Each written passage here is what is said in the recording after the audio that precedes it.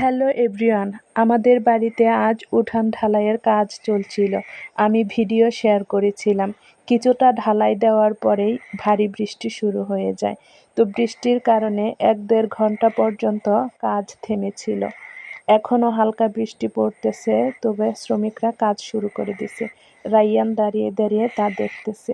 বাড়ির সব বাচ্চারাই অনেক খুশি। তারা একবার বাড়ির দিকে যায় আর একবার উঠানের দিকে আসে। খুব এনজয় করতেছে। তো উঠানে সবাই কাজে ব্যস্ত।